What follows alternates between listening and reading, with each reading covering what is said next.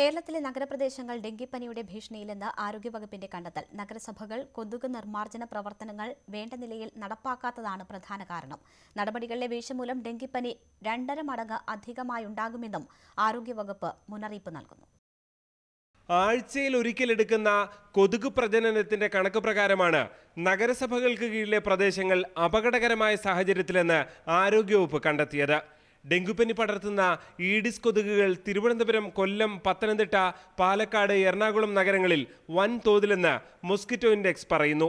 തിരുവനന്തപുരമാണ് ഏറ്റവും അപകടകരമായ നിലയിൽ. നഗരസഭകളിലെ കൊതുക് നശീകരണത്തിലെ വീഴ്ചയാണ് വില്ലൻ കൊതുകുകൾക്ക് തുണയാകുന്നത്. കൊതുക് ജന്യമായ രോഗങ്ങളെല്ലാം തന്നെ കൊതുക് നശീകരണത്തിലൂടെ നമുക്ക് ഒരളവ് വരെയും കൺട്രോൾ ചെയ്യാവുന്നതാണ്, ഇല്ലായ്മ ചെയ്യാവുന്നതാണ്. അപ്പോൾ കൊതുക് വളരാനുള്ള സാഹചര്യങ്ങൾ കൂടുന്നു എന്ന് പറഞ്ഞാൽ തന്നെ കൊതുക് ജന്യമായ രോഗങ്ങൾ കൂടാൻ സാഹചര്യമുണ്ടെന്ന് തന്നെയാണ് അർത്ഥം.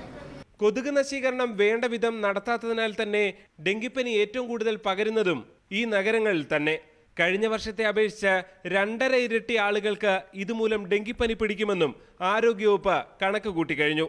ഡെങ്കി നമ്മൾക്ക് കഴിഞ്ഞ വർഷങ്ങളെ അപേക്ഷിച്ച് നോക്കുമ്പോൾ, അതായത് 2016, 15, 14 വർഷങ്ങളെ അപേക്ഷിച്ച് നോക്കുമ്പോൾ കുറച്ച് കൂടുതൽ തന്നെയാണ്. ഏകദേശം 2.5 മടങ്ങ് നമുക്ക് കൂടുതലാണെന്ന് പറയാം.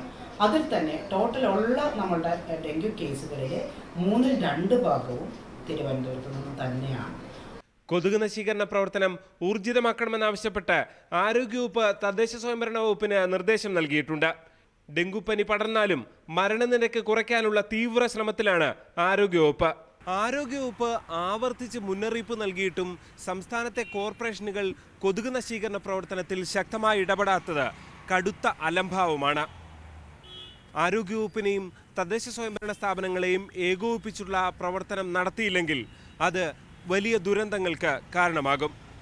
G Sreejith, news 18, Thiruvananthapuram.